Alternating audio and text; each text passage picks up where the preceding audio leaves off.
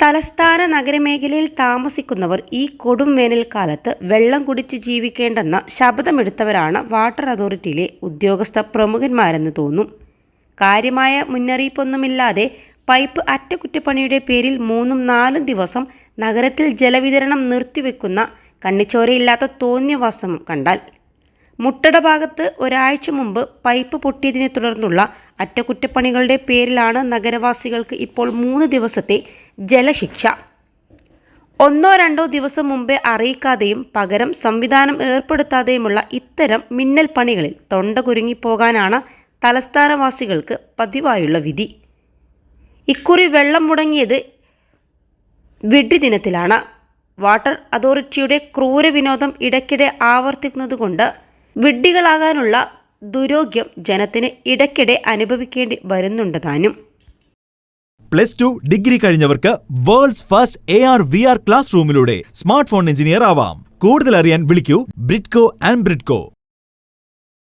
അരുവിക്കര ഡാമിൽ നിന്നുള്ള വെള്ളമാണ് ഒബ്സർവേറ്ററിയിലെയും മൺവിളയിലെയും ട്രീറ്റ്മെന്റ് പ്ലാന്റുകളിലെത്തിച്ച് അവിടെ നിന്ന് നഗരമാകെ വിതരണം ചെയ്യുന്നത്. അരുവിക്കരയിൽ നിന്ന് കുമ്മി വഴിയുള്ള പഴയ കാസ്റ്റ് അയൺ പൈപ്പ് ലൈനിന് വെള്ളത്തിൻ്റെ മർദ്ദവ്യത്യാസം പ്രശ്നമാകില്ലെങ്കിലും കോൺക്രീറ്റ് പൈപ്പ് ലൈനുകളുടെ സ്ഥിതി അതല്ല. മർദ്ദം കൂടിയാൽ പൊട്ടും.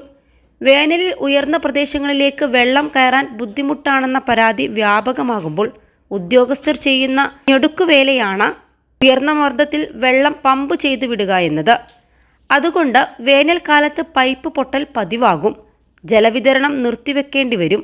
തുടർന്ന് വേണ്ടിവരുന്ന അറ്റകുറ്റപ്പണികൾക്കായി വീണ്ടും വെള്ളം മുടക്കേണ്ടി വരും. പൈപ്പ് പൊട്ടലും ചോർച്ചയും അപ്രതീക്ഷിതമായി സംഭവിക്കുന്നതാണെങ്കിലും അറ്റകുറ്റപ്പണിയുടെ കാര്യം 2-3 ദിവസം മുമ്പേ ഷെഡ്യൂൾ ചെയ്ത് അറിയിക്കാവുന്നതല്ലേ ഉള്ളൂ. എങ്കിൽ അത്യാവശ്യത്തിന് കുറച്ച് വെള്ളമെങ്കിലും സംഭരിച്ചു വെക്കാൻ കഴിഞ്ഞേനെ. അരുവിക്കരയിൽ നിന്ന് വെള്ളം പമ്പ് ചെയ്ത് വിടുന്ന കോൺക്രീറ്റ് പൈപ്പുകളുടെ സ്ഥാനത്ത് കാസ്റ്റ് അയൺ പൈപ്പുകളാക്കുകയാണ് ഇടയ്ക്കിടെയുള്ള പൊട്ടൽ ഒഴിവാക്കാൻ സ്ഥിരമാർഗം. പൈപ്പിലൂടെയുള്ള ജലപ്രവാഹത്തിൻ്റെ മർദ്ദം പരിശോധിക്കാനും ഉയർന്ന മർദ്ദമെങ്കിൽ നിയന്ത്രിക്കാനും ദൈനംദിനാടിസ്ഥാനത്തിൽ സംവിധാനവും വേണം.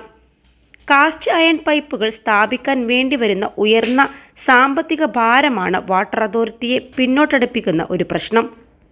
പക്ഷേ വർഷങ്ങൾക്ക് മുമ്പുള്ള വെള്ളക്കരമല്ല അതോറിറ്റി ഇപ്പോൾ ഈടാക്കുന്നത്. താരതമ്യേന ഉയർന്ന കരം പിരിക്കുന്ന അതോറിറ്റിക്ക് മുഴുവൻ നഗരമേഖലയിലും തടസ്സം കൂടാതെ വെള്ളമെത്തിക്കാനുള്ള ബാധ്യതയുമില്ലേ എന്നാണ് ജനത്തിൻ്റെ ചോദ്യം. ഇടയ്ക്കിടെ ആവർത്തിക്കുന്ന ഇത്തരം ജലദുരന്തം ഒഴിവാക്കാൻ സാമ്പത്തികം തടസ്സമാകരുത്. അതിന് വാട്ടർ അതോറിറ്റിക്ക് പ്രയാസം നേരിടുന്നെങ്കിൽ സർക്കാർ സഹായം നൽകുകയും വേണം. 21 ലക്ഷത്തോളം സന്തുഷ്ടരായ ഉപഭോക്താക്കളും 2 ലക്ഷത്തോളം തിമിര ശസ്ത്രക്രിയകളും പൂർത്തിയാക്കിയ മലബാറിലെ ഏക കണ്ണാശുപത്രി Al Salama high hospital, hospital road, Perinthalmanna. ഇനി ജനം സംശയിക്കുന്ന മറ്റൊന്നുണ്ട്. അത് പൈപ്പ് അറ്റകുറ്റപ്പണി നടത്തുന്ന കരാറുകാരും വാട്ടർ അതോറിറ്റി ഉദ്യോഗസ്ഥരും തമ്മിലുള്ള ഒത്തുകളിയല്ലേ ഇടയ്ക്കിടെയുള്ള പൈപ്പ് പൊട്ടലിനും മിന്നൽ മെയിൻ്റനൻസിനും പിന്നിലെന്നതാണ്.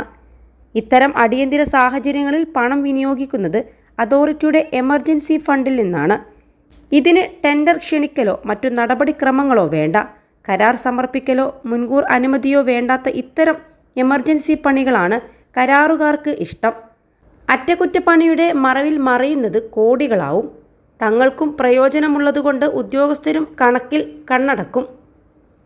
ജനത്തിൻ്റെ ഈ സംശയത്തിൽ എന്തെങ്കിലും അടിസ്ഥാനമുണ്ടെങ്കിൽ ആദ്യം തടയേണ്ടത് അതാണ്.